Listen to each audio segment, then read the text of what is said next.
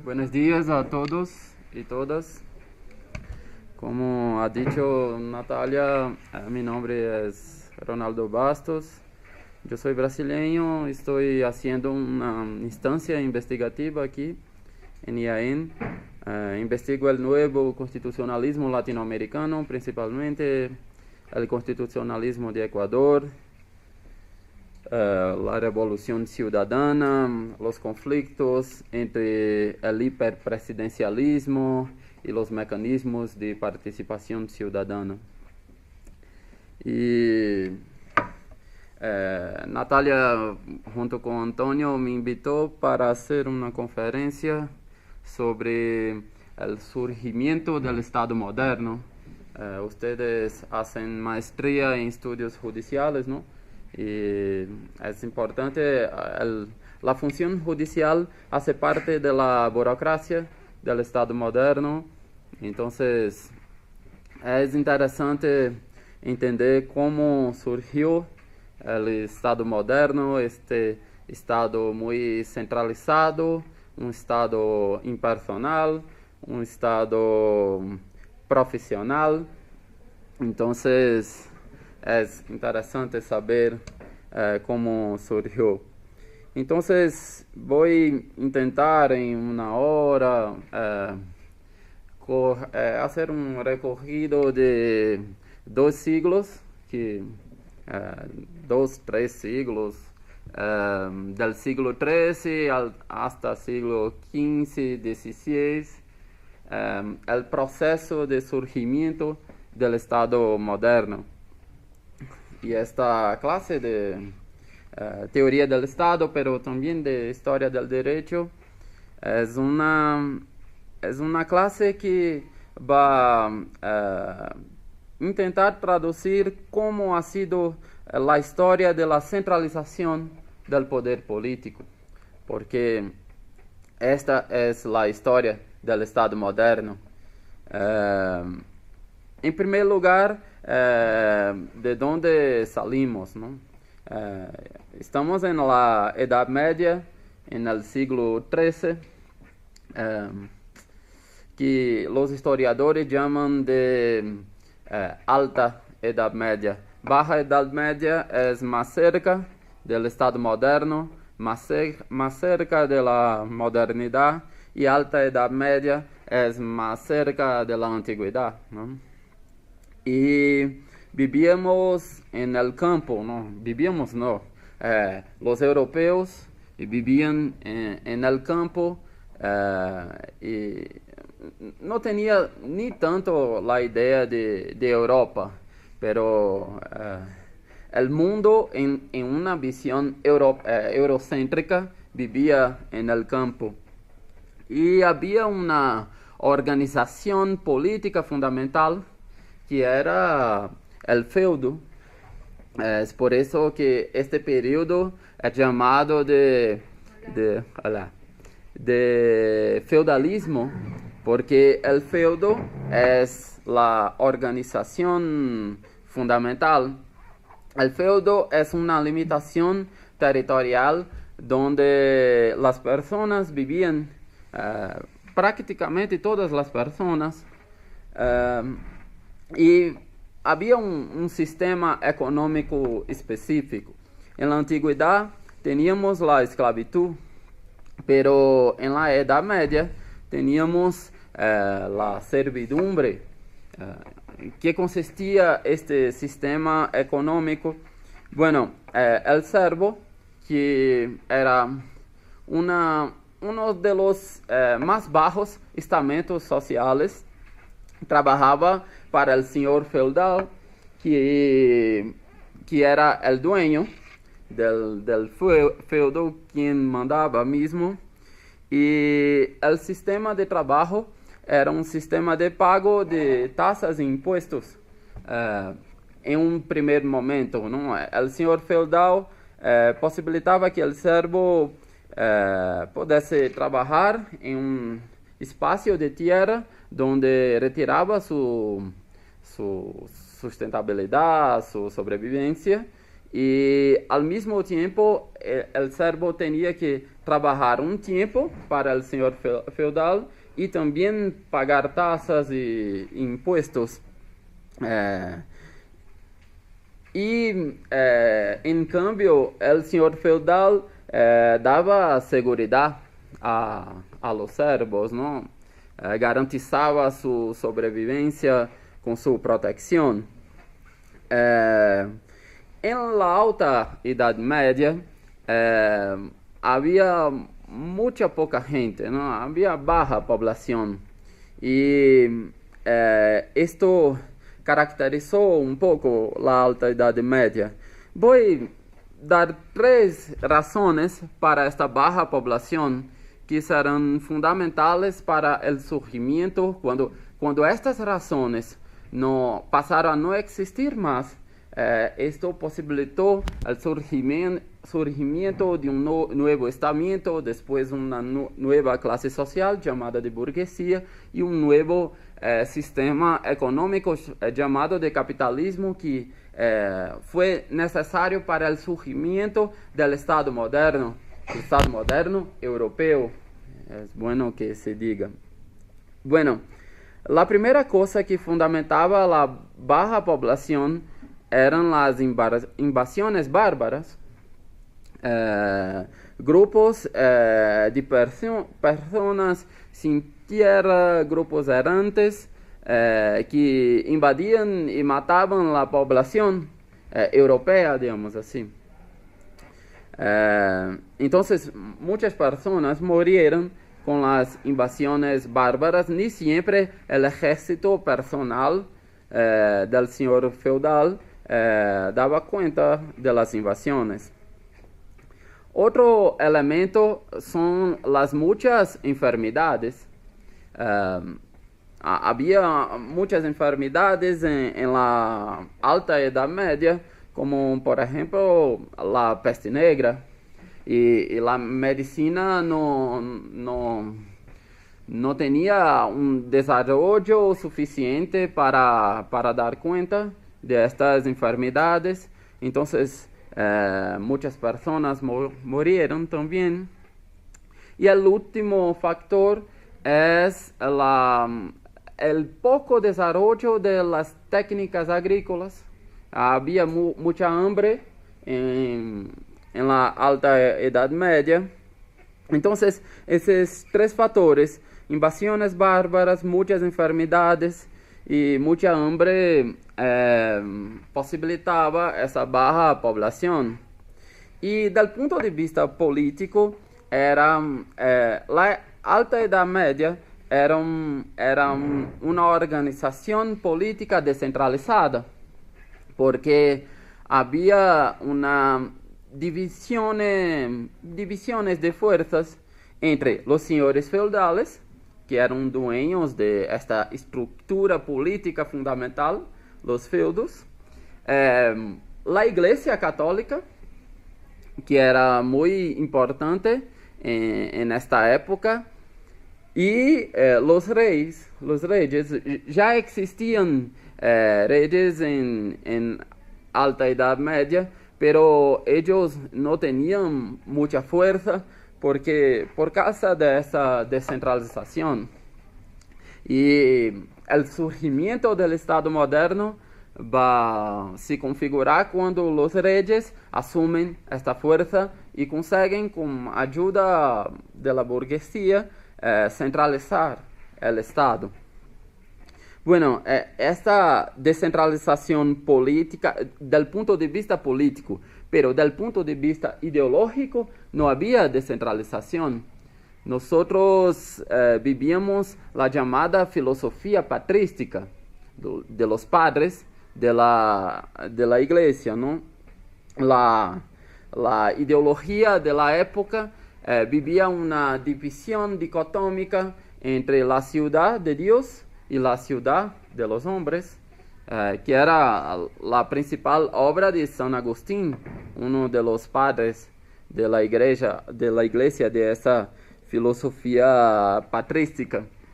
Esta dicotomía ustedes deben tener escuchado cuando estudiaron una distinción clásica de teoría del derecho, que es la distinción entre naturalismo y positivismo. Entonces, aquí es el inicio del naturalismo, el llamado naturalismo teológico. Entonces, aquí había esta distinción, y cuando había conflicto entre el positivismo y el naturalismo, quien preponderaba era el naturalismo. Porque el mundo tenía una visión teológica. Y claro, esta visión teológica era proporcionada por la Iglesia Católica. No había una comunicación directa entre el pueblo cristiano y Dios. Los ensinamientos de Dios eran doctrinas de la Iglesia Católica. La Biblia era lo que la Iglesia Católica decía que la Biblia decía. Entonces había esta mediación, y por eso la Iglesia es muy fuerte. Más adelante, cuando el Estado, los reyes ya tenían mucha fuerza, este pensamiento teológico todavía se mantiene. Por ejemplo, pensemos en Juan Bodino, un politicólogo del siglo XVI, XV, en que él elabora la idea de lo derecho divino de los reyes. Es la idea que la fuente de legitimación de este Estado moderno de los reyes no provienen del pueblo, y sí de Dios, ¿no? Entonces, es por eso que, como vamos a ver adelante, el inicio de uno de los elementos del Estado, que ustedes ya escucharon hablar, que es la soberanía. En el inicio los reyes podían hacer todo, porque ellos no tenían que dar cuenta de su gobierno al pueblo, pero a Dios. Entonces, este pensamiento teológico es muy fuerte, y quiero dejar asentado que esto todo es un proceso histórico. Voy a hablar de datas, de eventos, pero los eventos no ocurren de una hora para otra. Hay una serie de presupuestos y causas. Por ejemplo, como ya he dicho en charlas anteriores, la Revolución Francesa no surge con la caída de la Bastilla. La Revolución Americana no surge con la Constitución de la Filadelfia. Entonces, es un proceso histórico que ocurre a los poquitos, y claro, las fechas sirven para los profesores enseñar, porque es más didáctico, pero no es así que la historia ocurre. Bueno, hablé con ustedes que el grande problema de la Edad Media era la demografía, la baja población, y tenía aquellas tres causas. Y fue el crecimiento de la población que proporcionó la crisis del feudalismo. Bueno, aquellos tres factores: invasiones bárbaras, poco desarrollo de la medicina y de la agricultura, posibilitaron el crecimiento de la población. Cuando acabaron estos factores y la crisis del feudalismo, en primer lugar, los señores feudales consiguieron acabar con las invasiones bárbaras, ¿no? Entonces, fin de las guerras, fin de las muertes, por este motivo, ¿no? Después tuve un desarrollo de la medicina que consiguió hacer un control de las pestes, de las enfermedades. Y después un desarrollo de la agricultura que posibilitó un excedente de alimentos y de producción que cerró, no totalmente, pero en gran parte, la hambre que existía en este periodo. Bueno, una de las reglas de los que los servos tenían que obedecer eran quedarse en los feudos. Los servos no podrían salir de los feudos. Y cuando, claro, había una justificativa. Cuando los servos salían de los feudos, los señores feudales no podrían protegerlos. Y otra cosa, había poca población. Entonces, si el señor feudal permite que su servo salga de los feudos, no hay producción. Y esto es problemático para la dinámica económica del feudo. Pero cuando la población no muere más, ¿no? Y produce excedentes alimentares, entonces no hay tanta necesidad de tener tantas personas en el feudo. Entonces, el señor feudal, los señores feudales permiten que los servos salgan de los feudos para cambiar alimentos y cambiar productos, ¿no? Y es en este periodo que en el inicio los servos cambian productos con otros feudos, pero ellos empiezan a se reunir en eventos privados, digamos así, llamados de ferias. Entonces, habían muchas ferias muy conocidas por los historiadores, como las ferias de Flandres, por ejemplo. Y esas ferias en el inicio fueron temporales, pero después, con la práctica, tornaron-se permanentes. Y los servos, que después tornaron-se comerciantes, pasaron a vivir en las ferias y no volver para los feudos. Claro, esto es problemático, porque, claro, buenos días, empieza-se una historia de que llega los señores feudales empiezan a escuchar la historia que es mejor vivir en las ferias con libertad de que en los feudos. Entonces, esto es problemático, es una amenaza al poder de los señores feudales. Entonces, los señores feudales, con sus ejércitos personales, empezaron a invadir las ferias y destruir las ferias. Porque era un sistema económico y quizá un sistema político que podría destruir el poderío del señor feudal, el poderío del feudalismo. Entonces, bueno, los comerciantes, que eran esos servos fugados, empezaron a construir murallas en esas ferias. Y estas murallas fueron llamadas de burgos. Y los habitantes de los burgos, los burgueses.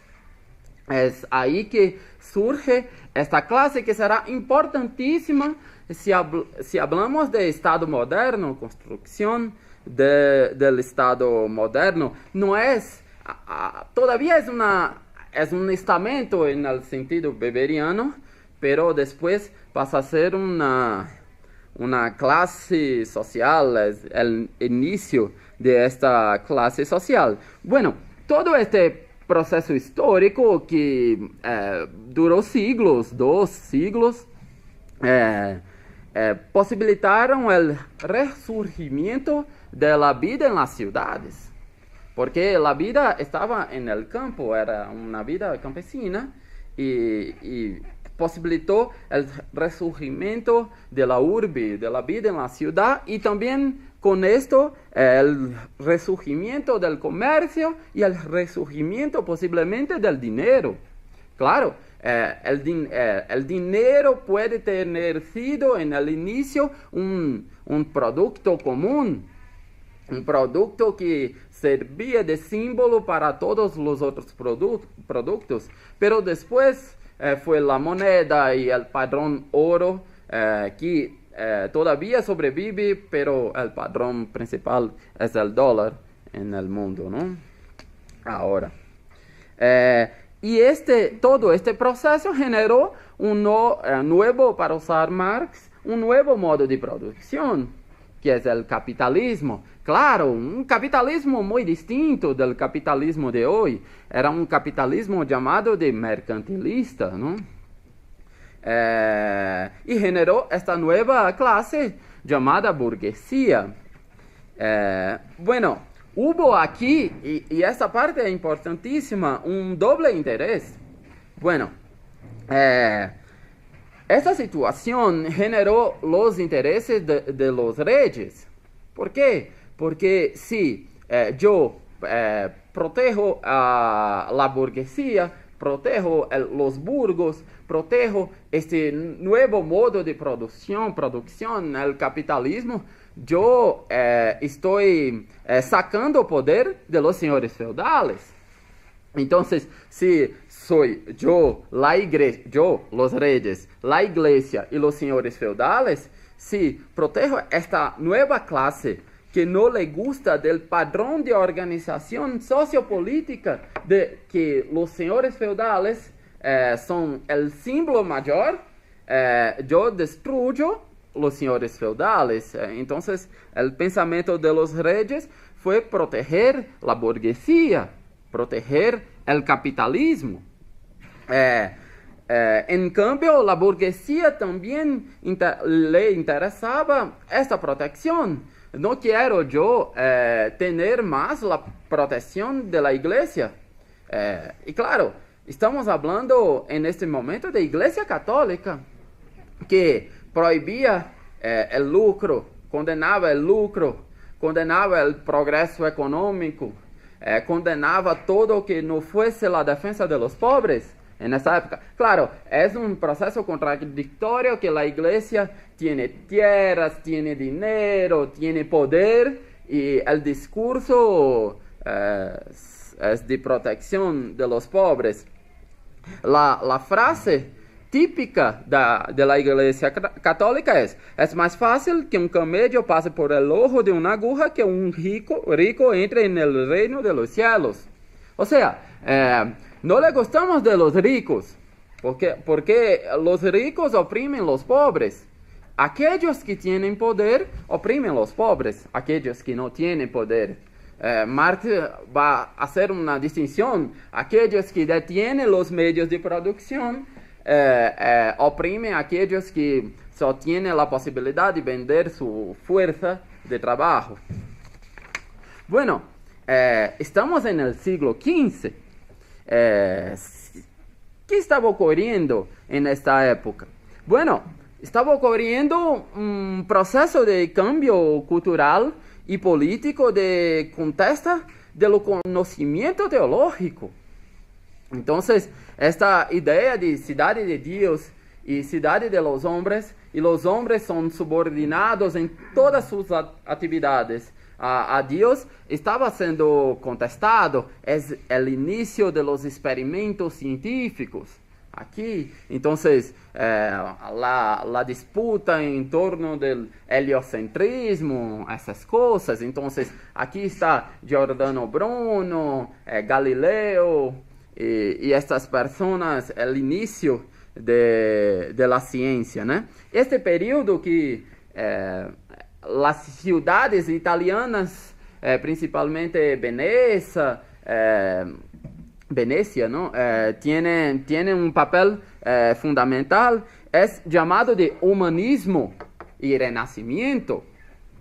Claro, ¿renacimiento de qué? Renacimiento de una cultura antigua, la cultura griega y cultura romana. Claro, hay un elemento ideológico aquí, porque por más que Grecia y Roma estén en Europa, el conocimiento de los griegos y romanos habían sido obtenidos de Asia.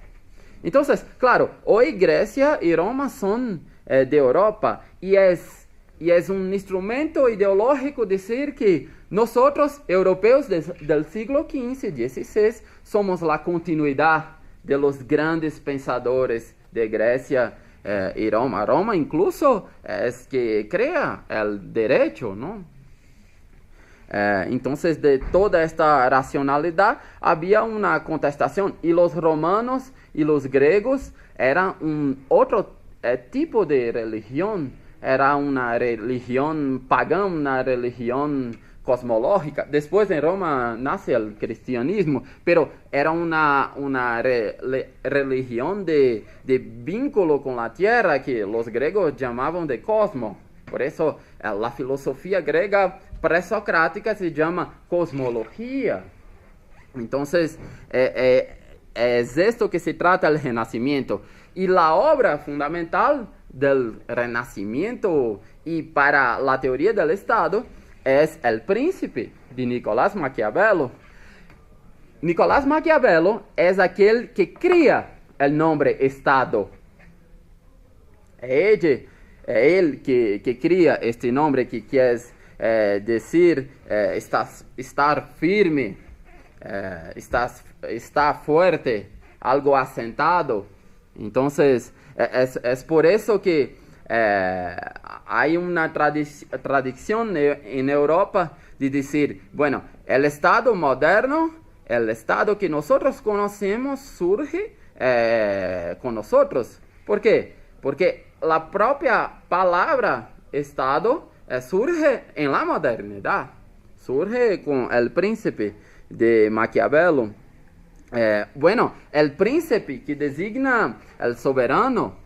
Entonces, es posible virar el cambio de época.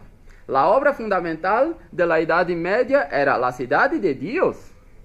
Y la obra fundamental de la modernidad es el príncipe, el soberano.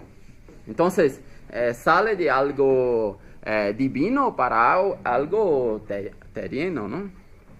La referencia no es más Dios, la referencia es el soberano, es el príncipe. Y muchos dicen que la obra de Maquiavelo, El Príncipe, designa el surgimiento de la ciencia política. Ahora, la ciencia política y la filosofía política no va a decir más que debe ser el Estado, más lo que es el Estado, o sea, una subordinación también al soberano. Entonces, lo que el soberano dice es la verdad y cómo debemos nos organizar. En el derecho tenemos mucho esta distinción, ¿no? Estudiamos que el derecho es una teoría prescriptiva, entonces una teoría del debe ser, una teoría normativa. En cuanto a las ciencias naturales, por ejemplo, son ciencias descriptivas que describen la realidad. El derecho tiene una especie de contrahecho, porque, por ejemplo, digamos, el homicidio es prohibido. Bueno, tenemos muchos homicidios. Vamos a encarar el punto de vista de una ciencia prescriptiva, el derecho, y de una ciencia descriptiva como la sociología. No importa al derecho que tengamos muchos homicidios. Homicidios continúan prohibidos. Para la sociología, bueno, en el punto de vista de hecho, no está prohibido, porque es más regla, por ejemplo, no sé, Ecuador, pero un estado como Brasil, la tasa de homicidios es muy alta. En mi ciudad es muy alta mismo. Los estudios de sociología que yo acompaño dicen que hasta final de año, en mi ciudad, que es Recife, vamos a tener 5.000 homicidios. Es mucho. Entonces, a veces nosotros latinoamericanos tenemos la tendencia de decir, aquí donde nosotros vivimos es siempre malo. Veo muchos ecuatorianos diciendo, hay mucho robo, hay mucho eso, hay mucho aquello, pero no está tan lejos de la media de la América Latina, ¿no? Del nivel de civilidad de la América Latina. Digo esto porque ahora la moral no es más importante para esta ciencia política. Porque los teóricos de la política no van a decir más cómo debe ser un Estado, cómo debe ser un soberano. Pero cómo el soberano y el príncipe, el fundamental, debe hacer para mantener su poder. Hay un cambio significativo. Y lo que estaba, esto del punto de vista administrativo, político, del punto de vista, digamos, religioso, político, ¿qué estaba ocurriendo?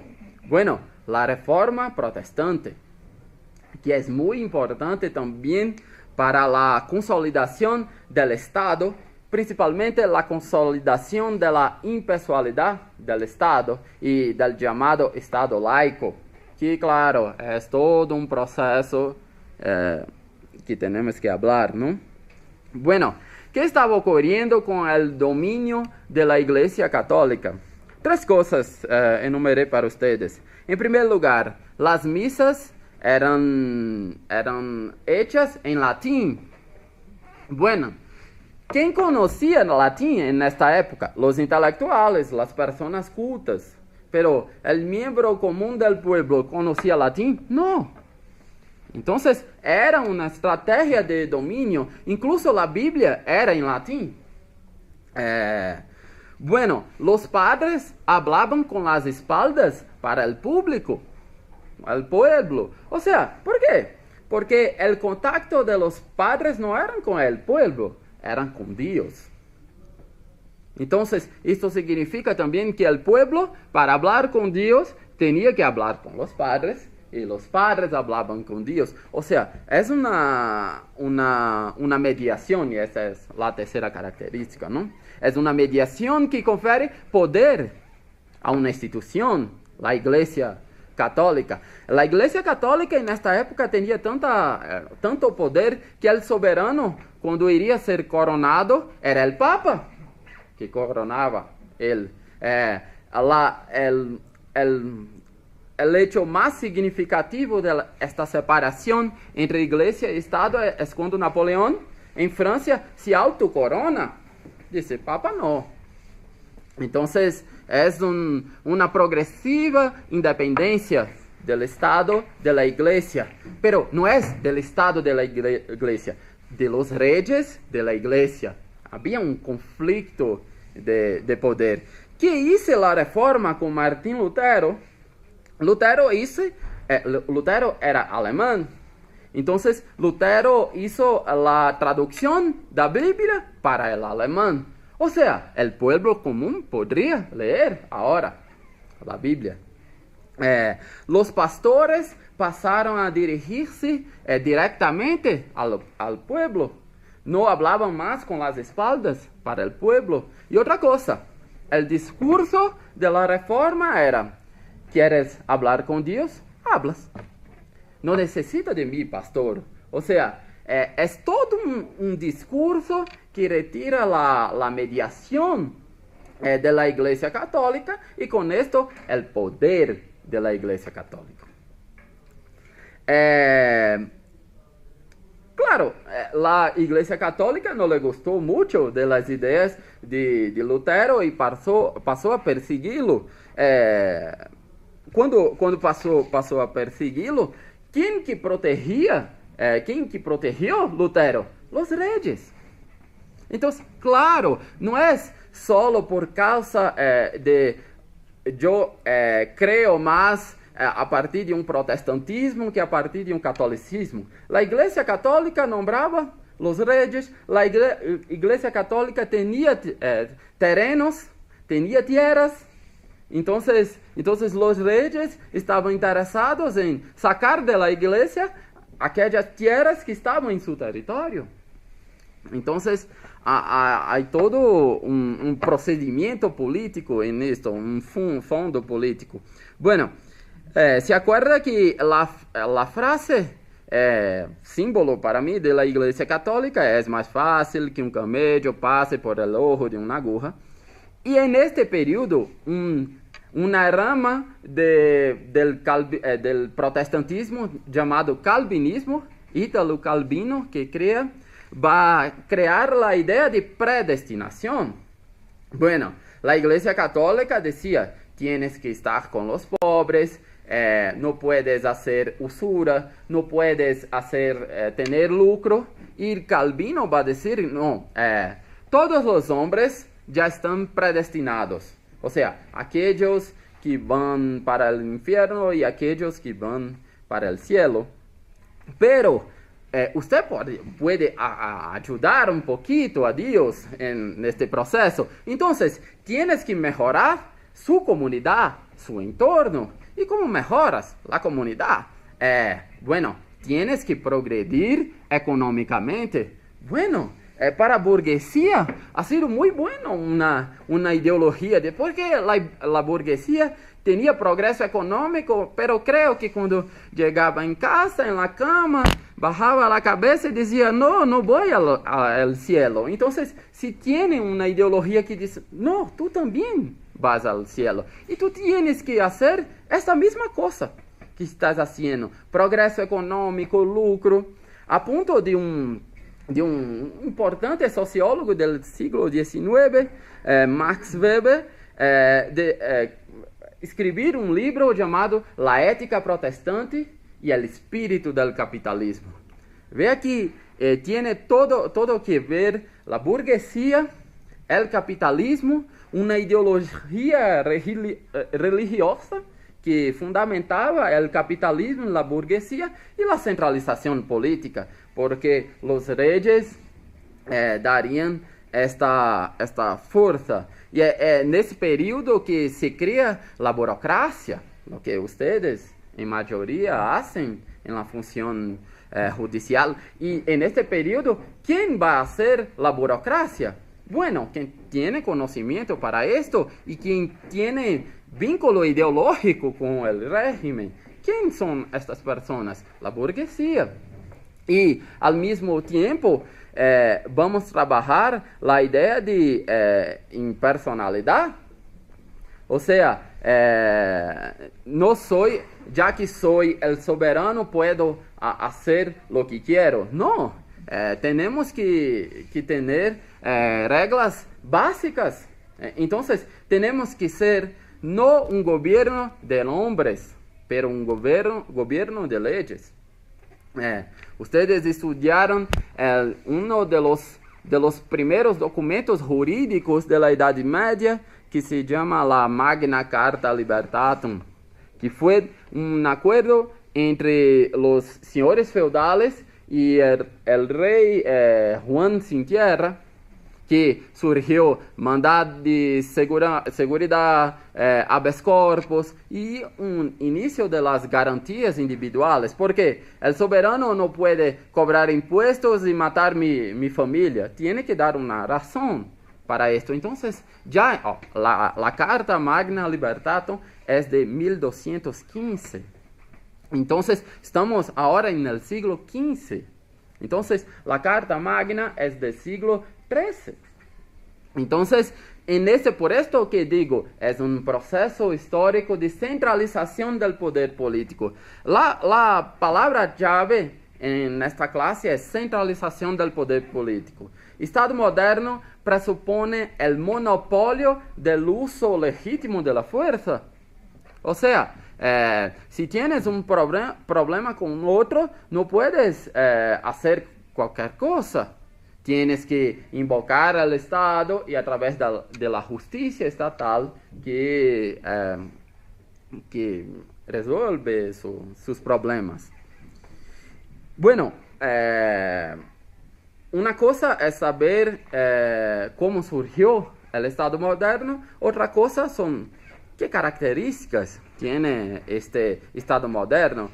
Y cuando digo Estado moderno europeo. Hay muchas críticas sobre si el Estado surge solo en Europa. Claro, esta es una visión eurocéntrica. Yo creo que no, pero surge como nosotros estamos habituados, surge en Europa. Y todo el colonialismo y la opresión viene de este Estado moderno, esas relaciones de dominación.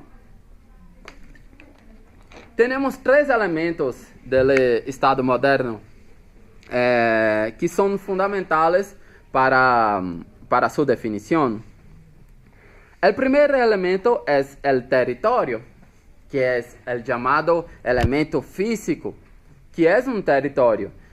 El territorio es una delimitación espacial donde el soberano puede ejercer su poder. Entonces, es necesario delimitar fronteras y problemas de territorios no son del pasado.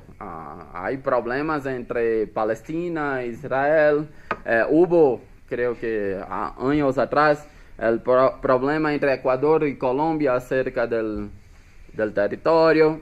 Entonces, el territorio es algo importante. Grande parte de los Estados Unidos fueron ganados en guerra contra el México. Entonces, el territorio es algo cambiante, ¿no?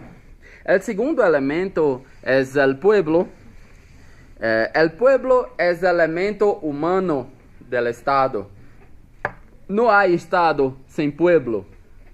¿Qué es un pueblo? Es un conjunto de individuos que tienen un vínculo jurídico con el Estado, llamado normalmente de ciudadanos. Los ciudadanos tienen este vínculo jurídico. Y en materia de teoría general del Estado, tenemos que distinguir este pueblo de dos conceptos que no se confunden con ellos, que es el concepto de población y el concepto de nación.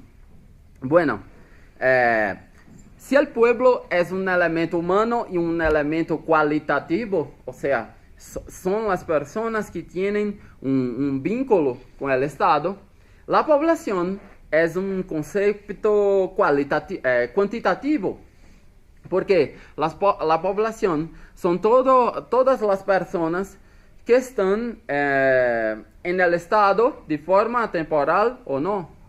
O sea, no necesariamente todas las personas que están en el Estado son sus ciudadanos. Hay venezolanos, hay brasileños en el Estado de Ecuador. Bueno, no soy ciudadano de Ecuador, soy ciudadano de Brasil mismo fuera de Brasil, porque tengo un vínculo jurídico. En la Constitución de Ecuador, por ejemplo, hay representantes de los ecuatorianos que están fuera de Ecuador, porque hay este vínculo jurídico. Claro, cuando estamos más cerca de nuestros periodos, hay una cierta imaginación institucional que hace como un quiebre en la teoría del Estado. Porque, por ejemplo, ¿cómo se queda la figura que tiene en la Constitución de 2008 de Ecuador de que después de 5 años viviendo en Ecuador, un extranjero puede adquirir derechos políticos? ¿Cuál es el estatus jurídico de este extranjero? Porque si la ciudadanía es definida como cuando se asumen los derechos políticos, bueno, ¿cómo puedo ser un extranjero que asume derechos políticos? Hay mucha imaginación institucional y esto es bueno porque denota una actitud no colonial, no de aceptación de las reglas y de las teorías de Europa. Y la última distinción del pueblo es nación. Bueno, nación es un conjunto de personas que tienen intereses comunes, tiene una historia común, habla la misma lengua, tienen los mismos intereses. Bueno, tienen las mismas tradiciones. No se confunde con el pueblo porque existen varias naciones que no son estados. Porque no hay un territorio, no hay un soberano. Por ejemplo, los gitanos son una nación, están en todo el globo, pero no son un estado. Porque según la teoría del Estado moderno europeo, y hay varios estados que tienen múltiples naciones. Cuando hablamos de Estado plurinacional en Bolivia y Ecuador, estamos hablando de esto. Tengo un estado que existe personas con culturas diferentes, tradiciones diferentes, lenguas diferentes. Incluso en su constitución se reconoce esto, no solo el castellano como lengua, pero el quichua, sí, me acuerdo, ¿no? También. Y en el proceso constituyente, la asamblea constituyente, hubo principalmente en torno de Alberto Acosta y del CONAI el postulamiento de reconocimiento de varias otras lenguas. Entonces hay muchas naciones dentro de estados. Por ejemplo, la antigua Yugoslavia, había muchas naciones. Polonia, que fue siempre dividida de acuerdo con los intereses europeos. Países de África, que separaron naciones en estados, incluso ponieron naciones rivales en el mismo estado. Por eso la África, esta es una de las muchas razones de los problemas africanos. Otro es el colonialismo, imperialismo. Bueno, y el último elemento es la soberanía, que es el elemento político jurídico, digamos así. La soberanía es el poder de imperio, el poder de imponer sus leyes, sus reglas, dentro de un mismo territorio. Entonces, la soberanía es muy importante. Tenemos que dividir la soberanía del punto de vista externo y la soberanía del punto de vista interno. Por ejemplo, del punto de vista externo, jurídicamente, no políticamente también, pero una crítica. Jurídicamente, los estados son iguales.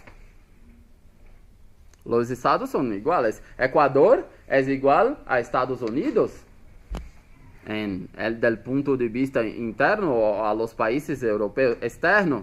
Del punto de vista político crítico, digamos así, sabemos que no tiene los mismos poderes. No, mismo Brasil en relación a los Estados Unidos o a otros países europeos.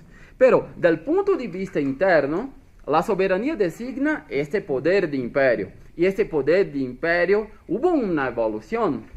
En primer lugar, porque había una identificación personal con el soberano. El soberano podría hacer todo en su estado.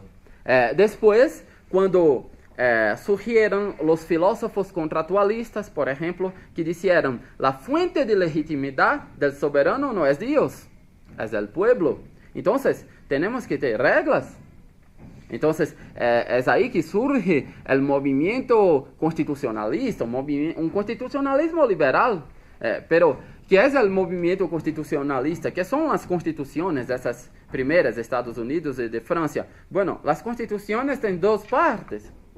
Bueno, una parte que se llama dogmática, que es la Carta de Derechos, un rol de derechos fundamentales. Y una parte orgánica, que es la limitación del poder. Bueno, solo tenemos esta idea de limitación del poder a través del derecho cuando tenemos una administración impersonal, cuando no es la persona del soberano, cuando no es el rey, es el reino. Entonces, Entonces, esto es muy importante. Entonces, la soberanía sale de un concepto meramente político para un concepto jurídico, limitado jurídicamente. Entonces, esta básicamente la historia, un resumen de la historia del Estado moderno. Es una historia de centralización del poder político, de creación de un cuerpo de funcionarios como ustedes, que se llama burocracia, y también de la impersonalidad del gobernante. Entonces, esto agradezco a Natalia por la invitación y a Liaín y la paciencia de ustedes. Gracias.